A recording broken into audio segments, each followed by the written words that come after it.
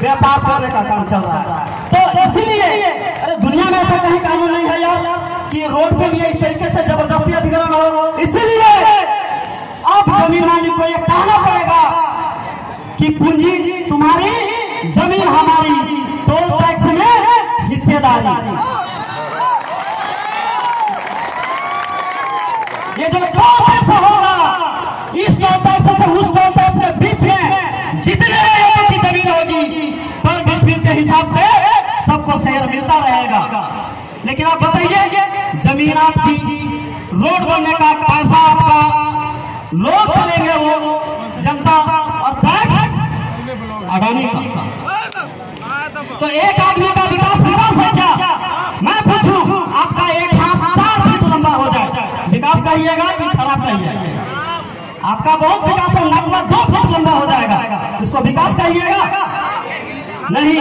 आज देश का 90% संसाधन 10% लोगों के हाथ में सिमट गया है। तो आज जिस तरीके से लोकतांत्रिक संस्थाएं खत्म कर जा रही है, जिस तरीके से तमाम सेक्टर बेचा जा रहा है, उसके लिए आपको अगर जंगल जमीन बचाना है, आपके रोजगार बचाना है, आपकी नौकरी बचाना है, तो आज आपको खड़ा होने की जरूरत है, आज आपको लड़ने की जरूरत है।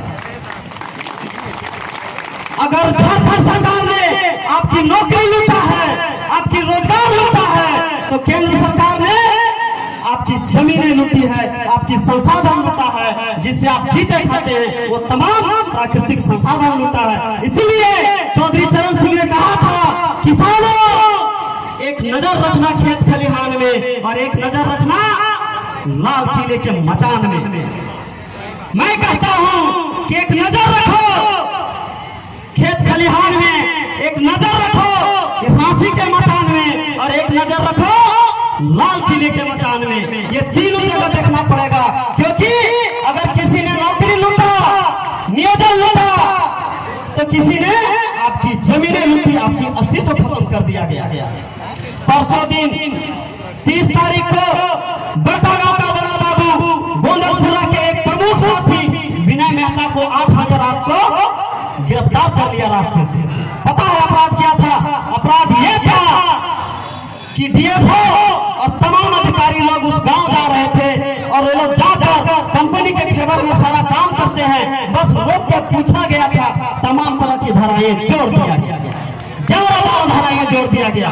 जो लोग कोयला चोरी करते हैं, ये एसपी साहब बैठ के चाय पीता, जो लोग मर्डर करके सालों से घूम रहे हैं, उसको गिरफ्तारी नहीं होती है, लेकिन एक सप्ताह भी नहीं हुआ, बस अधिकारियों से बात हुआ, उसको गिरफ्तार कर लिया गया। इसकी हम निंदा करते हैं। एसपी साहब, क्या ऐसे तमाम ऐसे एफआईआर पड़े होंगे आपके यहाँ, आपके जिला में? क्या उन लोगों को भी अभी तत्परता दिखाते हैं आप गिरफ्तारी करने के लिए? तो नहीं, इनको इसलिए कर रहे हैं कि अडानी के काम में रुकावट आ रहा है। बताइए, अपना जमीन बचाना गैर कानूनी काम होता है क्या?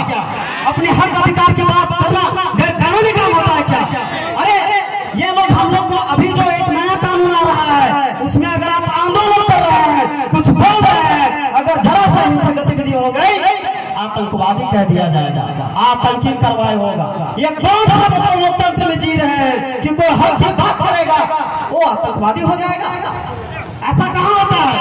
क्या हम गुलामों के देश में रह रहे हैं? ऐसा तो अंग्रेजों का भी कानून नहीं था। इसीलिए आज जिस तरीके से कानून को सेंट्रलाइज किया जा रहा है, ये बोलने को तो कहा रहा है अमृत महोत्सव। अमृत का कैसा अमृत का?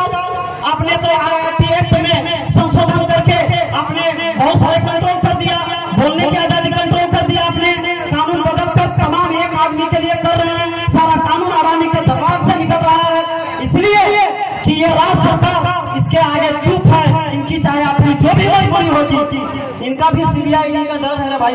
ये लोग भी कोई दूध के धुले थोड़ी है, सभी राजनीतिक पार्टियों का एक ही मजबूरी है, चुनावी चंदा, है ना? लोग को भले रंग झंडे का अलग दिखता हो, एक ही मजबूरी है, इनके पीछे जो डंडा है वो की है, चुनावी चंदा। तो व्यवस्था परिवर्तन कैसे होगा? सवाल है। जयराम दा ने कहा आप लोग को कि आपको फंड भी देना होगा, चंदा भी देना होगा और वोट भी देना होगा। अगर ये तरीका नहीं अपनाएंगे कुछ नहीं होने वाला। बहुत मुश्किल स्थिति चल रही है, भले हम चाहे कुछ भी कर ले, लेकिन हम जिस तरीके से लड़ रहे हैं इस लड़ाई की रफ्तार को दुगुना तिगुना करना पड़ेगा, तभी जाकर हम चीजों को बचा पाएंगे, नहीं तो कुछ नहीं हो सकता है। अब बड़ी लोग हैं जो इस विकास को कहते हैं विकास है। एक नया रिपोर्ट आया है पर्यावरण का, ये रिपोर्ट है कि 100 साल के अंदर 100 करोड़ से ज्यादा लोग समय से पहले मर जाएंगे। क्यों? क्योंकि कार्बन डाइऑक्साइड, कार्बन मोनोऑक्साइड उत्सर्जन की वजह से तापमान गर्म हो रहा है। आप देख रहे हैं ना, आज के समय में कितना वर्षा होना चाहिए था, आज नहीं हो रहा है। इसका कारण भले फायदा कुछ ही लोग उठा रहे हो, लेकिन इसका नतीजा सभी भुगत रहे कि नहीं? वर्षा हो रहा है? नहीं हो रहा है। अभी भी इतनी गर्मी, तो इसका एक ही कारण है कि ये गलत विकास मॉडल, प्रकृति के साथ दोहन। तो जब तक कोयला आधारित उद्योग बंद नहीं किया जाएगा, धरती को बचाना मुश्किल है। तमाम ऐसे रिपोर्ट है, लेकिन अनपढ़ नेता होगा, लालचखोर नेता होगा, हरामखोर नेता होगा, तो उसको क्या मतलब? उसको सिर्फ वोट की चिंता। अरे वोट के साथ साथ सिर्फ वही विकास है, जीव जंतु का विकास करना, पेड़ पौधों का विकास करना, पर्यावरण को शुद्ध करना, शुद्ध ऑक्सीजन मिले, अच्छी पानी मिले, ये विकास में शामिल नहीं है। क्या कर देंगे कि वोट मिल जाएगा, बस विकास का यही मतलब हो गया। ये जो विकास का जो मापदंड है, इस मापदंड को समझना पड़ेगा। अगर आप नहीं समझेंगे तो आपकी तमाम चीजें छीन जाएगी और आप अपने यहाँ मजदूर बनकर रह जाएंगे, शायद वो भी नहीं रहेंगे। आज देख रहे हैं सीसीएल जैसी परियोजनाएं खुली तो लोगों का जीवन स्तर को सुधार हुआ, लेकिन आज क्या सीसीएल का वही रूप है? नहीं, हर काम कॉन्ट्रैक्ट में करा रहा है। तो एक ऐसा सरकारी कंपनी जब हर काम निजी कंपनियों से करवा रहा है, तो ये सारा कॉन्ट्रैक्ट का मामला हो गया है। प्राइवेट कंपनियां तो साफ बोलती है, बड़कागांव में एनटीपीसी साफ बोलता है हम नौकरी नहीं देंगे, मुआवजा दे देंगे, नौकरी नहीं देंगे। तो ये लोग खेला क्या करते हैं? तो जब कौन लोग आवंटन होता है 30 साल 35 साल के लिए आवंटन होता है, एक साल का लिमिट होता है कि एक साल में 5 लाख टन निकालना है। लेकिन ये लोग करते क्या है कि मशीन लगा के इस तरीके से काम करते हैं कि अगर 5 लाख टन निकालना हो 20 लाख टन निकाल दिया। जो 20 साल में निकालना था वो 5-6 साल में निकाल लिया। और 5 लाख टन का एग्रीमेंट है तो 5 लाख टन का रेवेन्यू जमा हुआ, बाकी कोयला निकाला उसका कुछ नहीं मिला। तो एक तो कोयला की लूट हो गई, रेवेन्यू नहीं दिया, रेवेन्यू की लूट हो गई, और 5-6 साल के बाद कहेगा देखो बड़ी पानी निकल रहा है, हम माइनिंग नहीं कर पाएंगे, कोल ब्लॉक ले लो, कर्जवा हम जो बैंक में जो जमा किए थे गिरवी उसको रिलीज कर दीजिए। उसके बाद कहते बैंक से जो कर्जा लिए थे वो माफ कर दीजिए। मतलब पहले तो रॉयल्टी में चोरी किया, कोयला निकाल लिया है ना, गिरवी रखा था बैंक में वो भी वापस ले लिया नेता मंत्री से मिलके। उसके बाद रॉयल्टियां चोरी किया, अब जाके सारा कोयला 5-6 साल में निकाल लिया। तो इस तरीके से चारों तरफ से लूट हुआ और लास्ट में जो कर्जा था वो माफ करा लिया। मतलब उनके हाथों में चारों तरफ से फायदा हुआ और इसी को लोग विकास कहता है। आपको क्या मिला? क्या आपको चुरचू में 300 घर है, एक घर बचा है, जाके खोजिए उन लोगों के, उसका भाई कहाँ है, उसका बाप कहाँ है, बेटा कहाँ है, गोतिया लोग कहाँ है। तो पता चलेगा कि कोई केरेडारी में चना बेच रहा है, कोई बड़कागांव में अंडा का दुकान खोल ले है, तो कोई हजारीबाग में 1 डिसमिल जमीन पे खरीद के पूरा परिवार उखड़ गया। सारी आपकी संस्कृति, आपका भाषा, आपका दोस्ती यारी, परिवार सारा कुछ बिखर गया। अब उन लोग अगर बोलिए क्या सही मायने में विकास हुआ है? अगर उन लोग का विकास हुआ होगा तब फिर आप इस तरह की विकास की समर्थन करिए, और अगर नहीं तो अब समय आ गया है कि चाहे वो राष्ट्रीय कंपनी हो, चाहे वो बहुराष्ट्रीय कंपनी हो, चाहे वो सरकारी कंपनी हो, आप जमीन नहीं देंगे तब फिर विकास कैसे होगा? तो जमीन हमारी, खनिज हमारी, पूंजी तुम्हारी, उत्पादन होगी आधी, वरना जमीन नहीं देंगे। ये लोकतंत्र है। जब एक वार्ड से लेकर प्रधानमंत्री तक जनता चुनता है तो कोई परियोजना जनता की हितकारी है कि नहीं? जनता को क्यों नहीं चुनने देता? हजारीबाग डीसी महोदय बताए, वहाँ के लोग, चाहे वो लोक सुनवाई की बात हो, चाहे वो सामाजिक आंदोलन की बात हो, हर मोड़ पर मुख्य विरोध किया, बावजूद फर्जी रिपोर्ट बनाकर कैसे रही है? ये मेरा सवाल है। आपको शायद रिश्वत की मोटी रकम मिली होगी, उस रिश्वत की कमाई से आपका आंख अंधा हो गया है, इसलिए आपको दिखाई नहीं देता है। अरे कितना पैसा मिलेगा डीसी साहब? तो आप पैसा नहीं खाएंगे, आप आम खाएंगे। और ये आम गूगल से डाउनलोड नहीं होता है, ये अनाज कोई फैक्ट्री से नहीं बनता है, ये जमीन से बनता है। तो जो कानून है उस कानून को इम्प्लीमेंट किया जाए। और अगर कानून को इम्प्लीमेंट करने में डर लगता है तो काहे बाहर लिखते हैं भारतीय प्रशासनिक सेवा?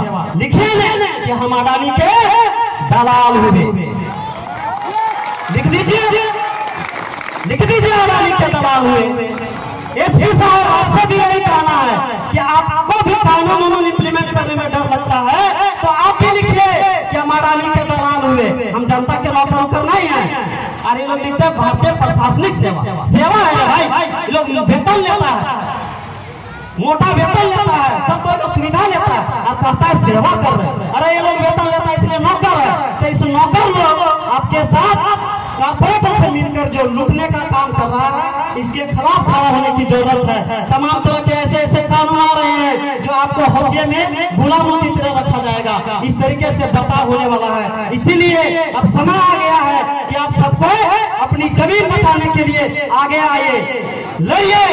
अगर नहीं लड़े, आप सोचिए कि जो भारत का जो आंदोलन था, ये जो छोटा नागपुर पठार, ये अंग्रेजों की गुलामी कभी स्वीकार नहीं किया।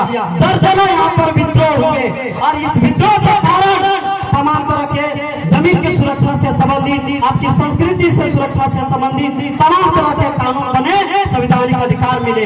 ये सारे अधिकार खत्म किए जा रहे हैं। इसीलिए आपकी एक लड़ाई झारखंड की सरकार से है तो एक लड़ाई केंद्र की सरकार से है, और ये दोनों आपके हित में नहीं है। दोनों के खिलाफ आज अगर कोई विपक्ष है तो हम लोग हैं जो इन सारे बातों को बोल रहे हैं, और आप लोग हैं जो आज इस लड़ाई को आगे बढ़ा रहे हैं। इसीलिए आज आप लोग इस पर आगे बढ़िए। इन्हीं बातों के साथ मैं यही कहूंगा कि अब समय आ गया है ये बोलने की कि जनता का विकास जनता के द्वारा और जनता के लिए, ये मार्ग चलाने की जरूरत है। तो ये कैसे होगा? अगर देश को कोयला की जरूरत है तो गांव के लोग निकाल कर दे दे। ये हम गैर कानूनी बात नहीं बोल रहे हैं। संविधान में कहीं भी ये नहीं लिखा हुआ है कि ये जो प्राकृतिक संपदा है इसका मालिक सरकार है। एक भी आर्टिकल ऐसा नहीं है। मैं चैलेंज के साथ कहता हूँ सभी से, अगर है तो कोई बताए। हमने 10 साल के संघर्ष में हमने संविधान को बहुत बोला। अगर वो कहता है तो ये कहता है कि भौतिक संसाधनों का स्वामित्व और नियंत्रण समुदाय के अधीन है। ये भारत के संविधान के 39B ये बात कहता है। और आगे सी कहता है कि आर्थिक व्यवस्था इस तरीके से चले जिसमें समुदाय का लाभ हो, अहितकारी से केंद्र ना हो। और आगे अगर हम चलते हैं तो लिखता है 243(j)D ये कहता है कि समुदाय आने वाले पीढ़ियों को ध्यान रखते हुए जरूरत पर इस्तेमाल करेगा और आने वाली पीढ़ियों के लिए सहेज के रखेगा।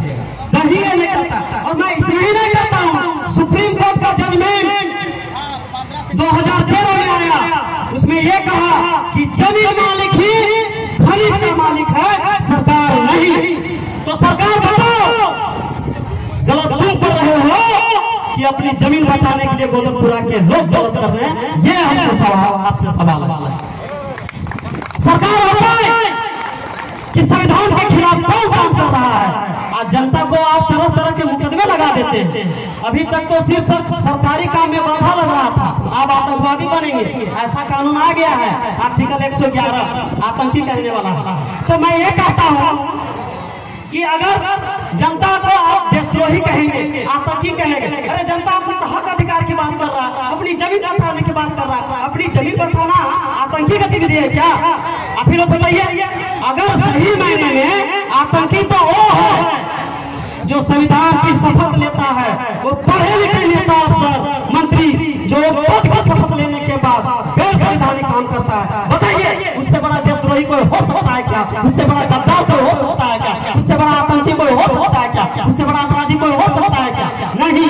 आज जिस तरीके से गोरखपुरा में दमन हो रहा है, यही वो तरीका है जिससे उग्रवादी लोग पैदा होते हैं। उग्रवादी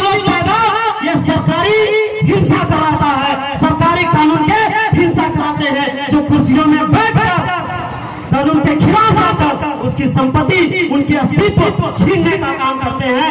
ये वो तरीका है जिससे उग्रवाद पैदा हो रहा है। इसीलिए अब समय आ गया है एक मजबूत लड़ाई लड़ने की। अगर आप अभी नहीं लड़े तो याद रखिए, आज आप बोल पा रहे हैं, आने वाले समय में आप बोल भी नहीं पाएंगे। इसीलिए आप इस लड़ाई को आगे बढ़ाइए और 24 की लड़ाई, एक लड़ाई जमीन में लड़नी होगी, एक लड़ाई कागज कलम में लड़नी होगी और एक लड़ाई राजनीतिक रूप से लड़ना होगा। अब आपके पास कोई विकल्प नहीं बचा है। इसीलिए इस जेबे केसेस को को मजबूत करिए और आने वाले चुनाव में आप बटन दबाइए जेबे केसेस का और इन लोग को सुपड़ा साफ करिए। एक ऐसा विकास मॉडल जिसके नीतियों के केंद्र में जनहित होगा, जनता होगी, ऐसी नीतियों को हम आगे लेकर आएंगे। क्योंकि झारखंड में इतना संसाधन होने के बावजूद हमारी ये जिल्लत की जिंदगी बहुत बड़ा दुर्भाग्य है। आज अमूल दूध का नाम सुनते होंगे। अमूल दूध जो सामूहिक रूप से मिलकर उसमें उत्पादन होता है, जो किसान है उसको भी शेयर मिलता है, जो कर्मचारी है उसको भी शेयर मिलता है और जो डायरेक्टर है उसको भी मिलता है। जो लाभ होता है वो सब में बढ़ता है। इसी तर्ज पे कोयला की कमाई सब में बटेगी, सोने की कमाई सब में बटेगी। जो संसाधन है उसकी फायदा सबको होगा। उसके लेके 39B को परिभाषित करते हुए हम उसके एवज में कानून बनाना पड़ेगा। ऐसी सरकार बनानी पड़ेगी जो इस राजनीतिक दलों से बाहर हटके आपको इस लड़ाई को मजबूत करने के लिए। इन्हीं बातों के साथ आप सभी को बहुत बहुत धन्यवाद कि आप इस लड़ाई को आगे बढ़ाएं। जय झारखंड, जोहार झारखंड। बहुत बहुत धन्यवाद विकास कुमार महतो जी, जिन्होंने